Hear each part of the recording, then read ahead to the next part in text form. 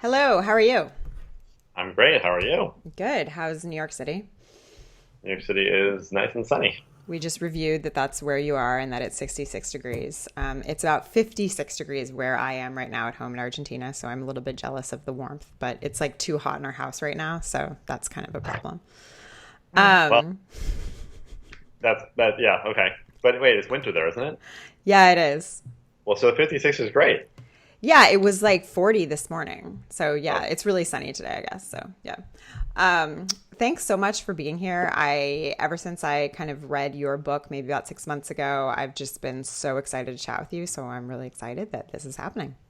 thank you very much. I'm just going to read your bio for folks who don't already know some of the work you do. Uh, So, in 2006, Ari Meisel was diagnosed with Crohn's disease. Crohn's is an incurable disease of the digestive tract.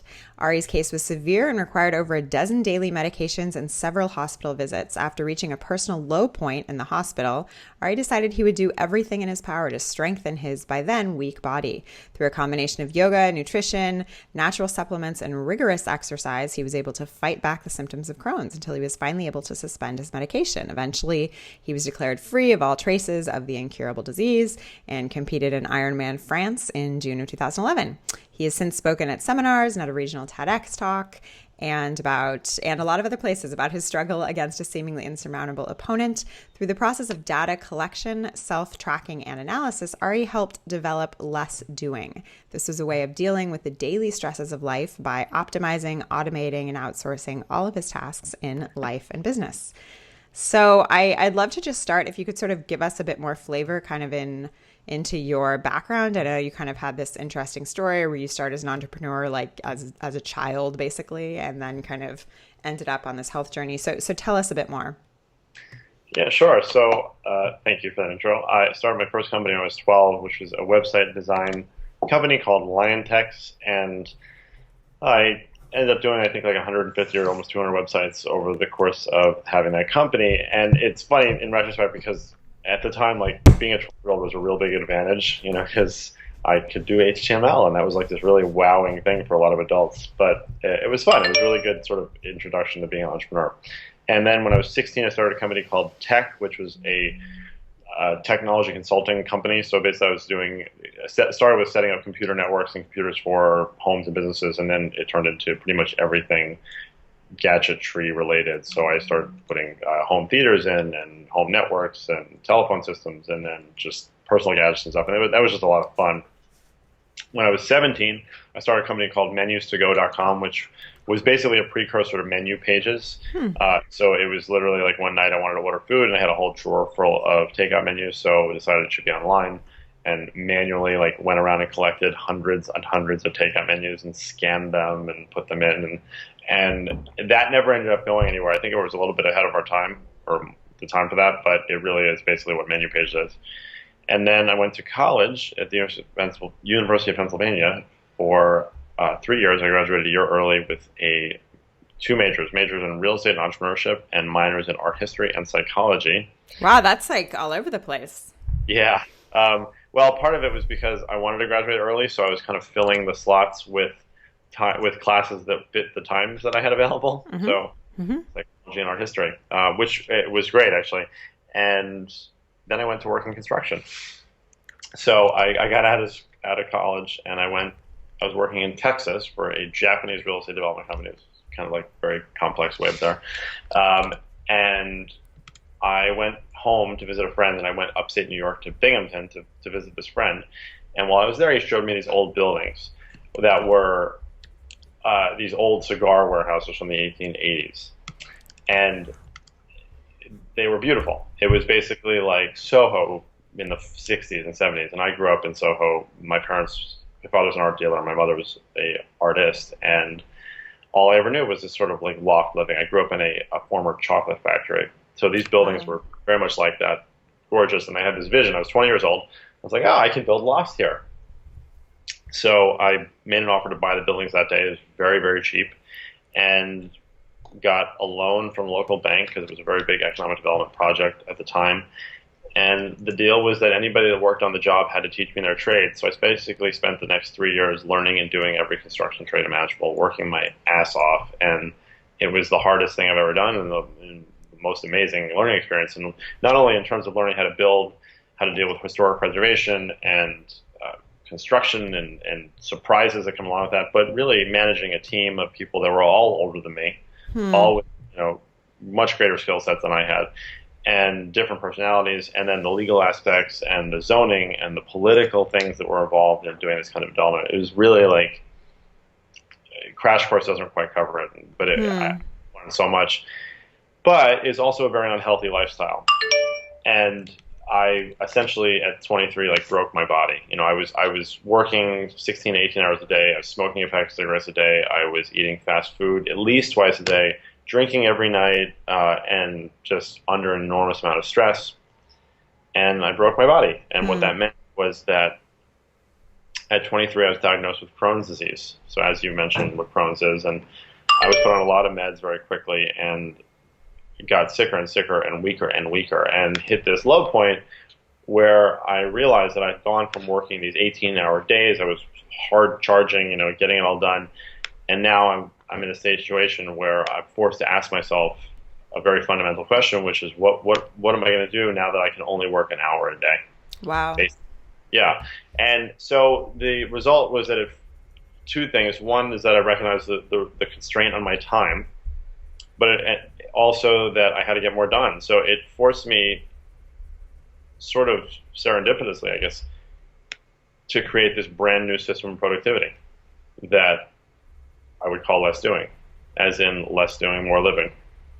So that quickly developed into 9 various fundamentals, and which we can touch on if you want. But essentially the overarching theme for what I do is that I teach people how to optimize, automate, and outsource everything in their lives. And that can be applied to everything in your life and your business. So that's kind of the story. So then it turned into teaching. I was teaching a course, and then it turned into the book, which, as I know you've read. And then 9 months ago, or 8 or 9 months ago, I started a virtual assistant company with my partner, Nick Sonnenberg. And together we have created the world's most capable on-demand chiefs of staff, basically. So you can get anything done whenever you want, wherever you want, including very large projects. And that turned into us being able to do a lot deeper consulting for businesses. So we've been doing for individuals through less doing for the last 6 or 7 years. Nick and I are now doing it for businesses, large organizations, and making them more efficient in the way they communicate and manage projects and automate their processes and sort of everything in between. It's really fun work. Wow. Okay. So tell me a bit, sort of dive in a little bit to kind of these 9 tenets to your system and sort of walk us through this, blitz us through this, I should say. Right. So there's 9 fundamentals, but the most essential, I guess, the most fundamental of the fundamentals are the first 2. And the first one is the 80-20 rule, which basically I use that as a reminder to be constantly self-tracking. And the theory being, not the theory so much, but the reasoning being that we're all overwhelmed. We have not evolved biologically as quickly as we have technologically. And as a result, we just can't keep up with all these inputs. I'm not just talking about information. There's just people have more access to everybody now, right? So people can ask you questions, people can call you, people can find you, they can do whatever, all these kinds of things. So a lot of the times that overwhelm comes from a simple lack of awareness of what's causing the overwhelm. And if we track things and we bring some awareness back to what we're doing, how we're doing it, how we're spending our time and our resources, it's extremely powerful. Barring even doing any kind of analysis on it, just the simple tracking alone gives us this little sense of control and a little bit more sense of just knowing what's going on. The second fundamental is called creating an external brain. And that's, in a lot of ways, that's the biggest fundamental of the whole system, which is that we have a limited working capacity in our memory, in our brains, and we have to accept that. So we need to get ideas out of our head as quickly as possible. And once you do that, it's really just a matter of how far can you take that depending on the tool you're using. And what I mean by that is, so I could take a piece of paper and I could just, anything that comes in my head, I can just write it down and then I can deal with it later. That's already a big step ahead. Next step would be something like Evernote, where you're digitally saving that information, and then it can be tagged and it can be searched and categorized, and that's fantastic. The next step is some sort of automation where there's things that you're setting up and putting in place that you can just set it and forget it, and they just happen. So you never have to think about, somebody just mentioned me on Twitter, so I should save that to this Evernote document so that I can later. You can automate those things. And then the final and more ultimate step is to outsource it to some sort of specialist or generalist where you have an idea, and rather than even writing it down for yourself, you're just handing it off to somebody else who then does it, and you can forget about it and go back to using your brain the way you want. So that's the external brain. The third fundamental is customization. So I'll go through the rest of these pretty quickly. Customization, which is basically creating more efficient solutions to your problems, basically, whether that is a custom vitamin pack with all the supplements that you take so you don't have to be sorting them yourself, or custom software that specifically fulfills a need that you have. The fourth fundamental is choose your own work week, which is really about identifying the different biorhythms that each of us have, where you are better at doing certain things at certain times of the day and week, whether that's creative work or busy work or whatever you want to call it. And the most important one there is that each of us has something in our days called prime time or peak time, depending on which research you look at. And basically what that says is that there is a 90-minute period throughout the day, in the day, where you are 2 to 100 times more effective than any other time of the day. And in that time, you are more able to get into a flow state than any other time of the day. So it really does make that question of what would you do if you only had an hour a day become very relevant. The fifth fundamental is stop running errands, which is pretty self-explanatory. Errands are not efficient, shouldn't be running them. You can have them done by other people, or you can automate a lot of those things, whether that is shopping for your groceries or picking up packages or whatever it might be. The sixth fundamental is batching, which is just really about putting together similar activities or similar things into groupings so that you can attack them all at once or with some momentum rather than constantly switching back and forth. We're really trying to avoid what most people would call multitasking in that situation, but what is actually neurologically considered to be context switching, and it's something that's very exhausting for our brains because we're not actually multitasking. It doesn't really exist. The seventh fundamental is organization. It's very, very simple. My feeling for how to get organized is to set artificially restrictive limits on yourself and then work backwards to find a solution. So whether that's only allowing yourself an hour of time to do something or only allowing yourself a single shelf on your closet for shirts, whatever it might be, if you set a limit and then try to figure out, well, what do I have to do to make that happen? It's a really interesting thought experiment, honestly, in some cases. But does that mean I have to get rid of this? Do I have to sell this? Do I have to find a new storage system for this? Do I have to find a new person to do this? Whatever it might be. Or do I have to give it up completely? And it doesn't mean you have to do it necessarily, but it is a really important exercise to go through.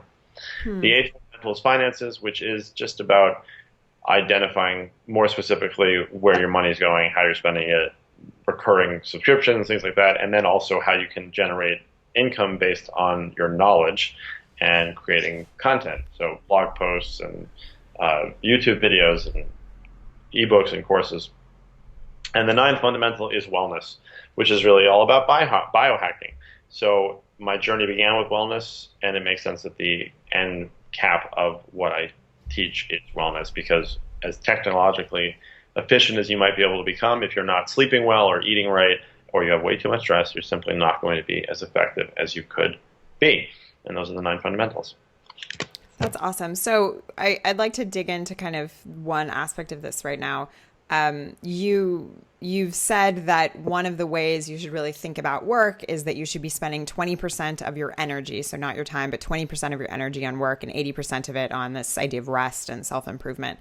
Can you tell me what this really looks like on a daily basis? Because this is obviously a pretty big paradigm shift for most people when they think about their time. 20% sounds very little.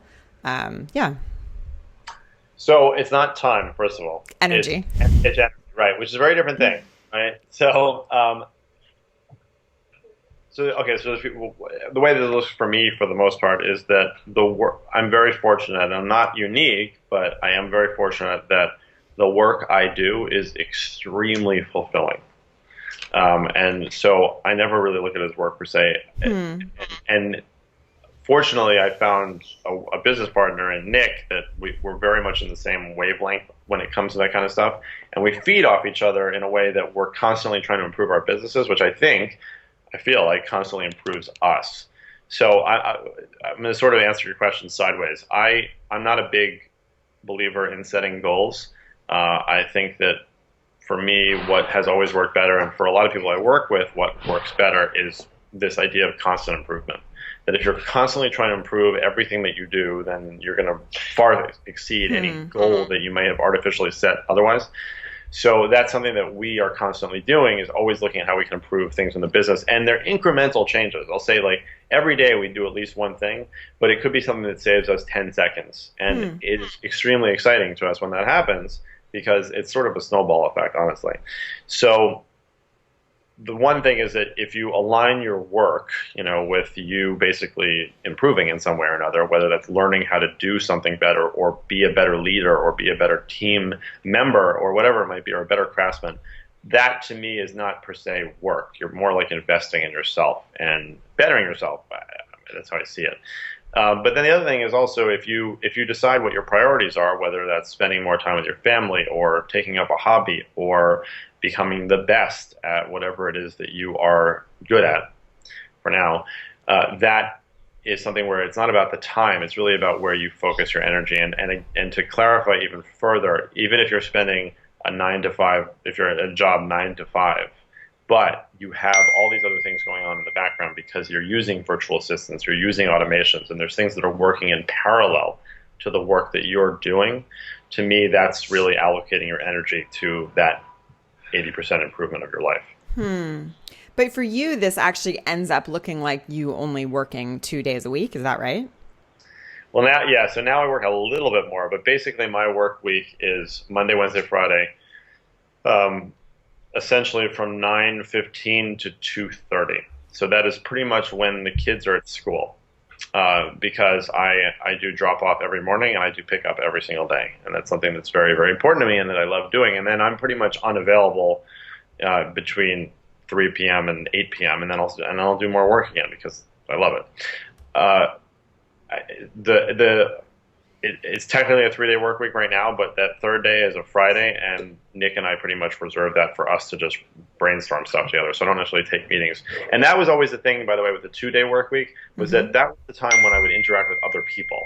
I was always going to be working on things because I love what I'm doing. I wouldn't want to stop. And it wouldn't be what I want to do. But those are the days when people can sort of reasonably interact with me. That's the days when I have the meetings and the podcast interviews and the working on blog posts, wherever it might be. So it's more about organizing it that way. And even when people have like a rigid schedule, there's still, or they work in a corporate job, there's still that flexibility, not in terms of the absolute hours per se, but how you organize your work and when you do the certain things you do. So that's really, the choose your own work week was never about trying to get somebody down to working less hours, but rather allocating their time more efficiently. So I want to kind of ask a few more questions related to this idea, because some of us really do want to work less hours, fewer hours, but you're kind of saying with your work, you love doing it, so you want to do a ton of it, right? Yes. But presumably you work with people who just say, look, I want to reduce my work hours, right? Yeah, absolutely. Right. So, and it depends obviously in what capacity they're doing that. If they have complete control over the schedule, it's actually in some ways harder. Because it's like the idea that too many options are not no options, right? So you have somebody who's an entrepreneur and they don't have a family and they just want to grind out 80 hours a week or whatever, but they burn themselves out. With them, it's like, okay, well, let's try to reduce an hour here. They won't do it because they're just like they have to finish something, or they want, it's a lot harder with them sometimes. And then there's challenges with somebody who works a corporate job, for example. But what I'm finding, at least with the people that I work with, and I haven't worked in a corporate environment in 15 years probably at this point, and I worked in several, but it's been a while, is that there is some more flexibility now with a lot of companies where even if you tell somebody that is leaving the office at 6 o'clock at night, 8 o'clock at night, 7 o'clock at night, whatever, if you tell them, like, you have to leave by 5, I know that doesn't sound like a really big win for some people, but if you say, look, you have to leave by 5 no matter what, it's kind of impressive actually what you find with those people, that the first 3 or 4 days, or 2 or 3 days usually, are really stressful for them because they don't get to finish the work they wanted to do. They start even if they listen to you, then they're going to interrupt themselves at 5, and they're right in the middle of something that they really needed to finish. But it's sort of a process you have to go through, because what you end up finding is that they're doing like 4 hours of work each day. They were just pushing it off to 4 to 8.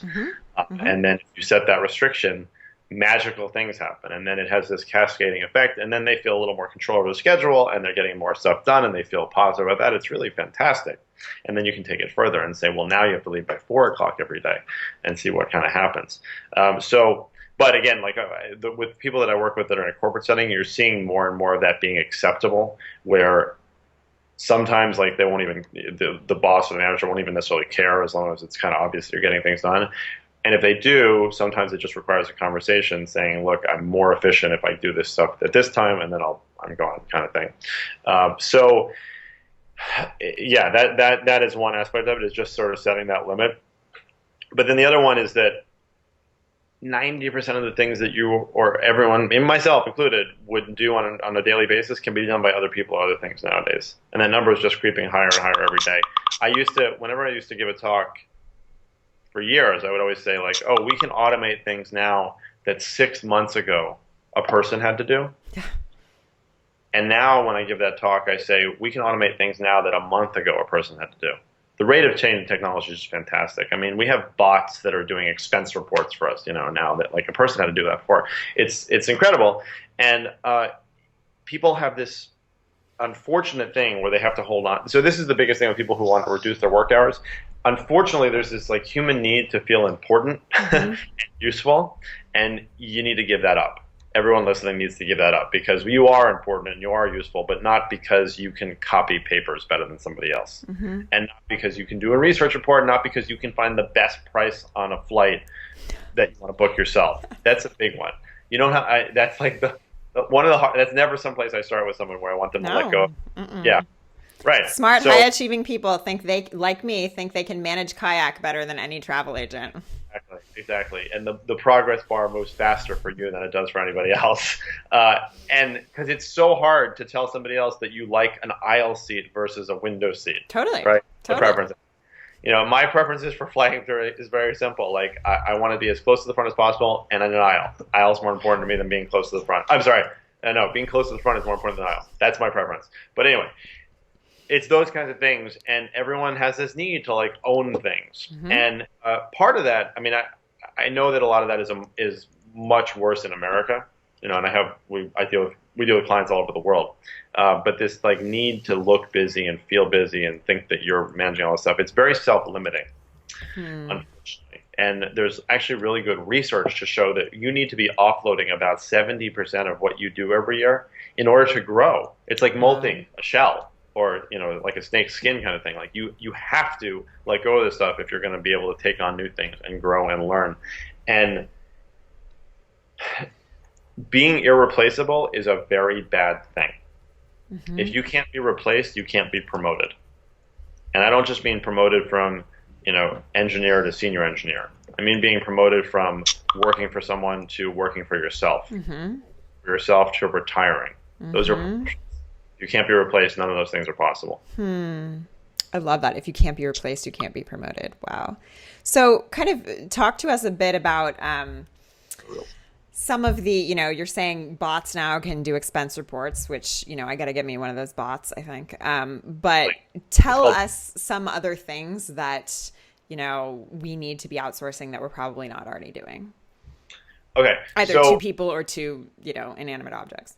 Yeah, so I'll just give you on a grand scale. First of all, there's a list that came out about a month ago. I forgot. I think it might have been Business Insider, but they showed that the top 100 jobs that are the most in jeopardy because of automation. Okay. The number one was financial advisors, which is not even. I know even financial advisors shouldn't find that very surprising, because most of what they're doing is formulaic. I'm not talking about wealth advisors or financial planners per se, but financial advisors, travel agents for sure.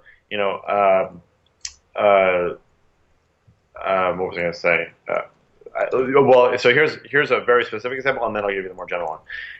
I was dealing with a company that they were telling me that they've had an employee, this woman who runs logistics for them. They have basically a very diverse workforce that goes into people's homes and does something, and there's like 30 people a day, and they're managing schedules and maps and everything.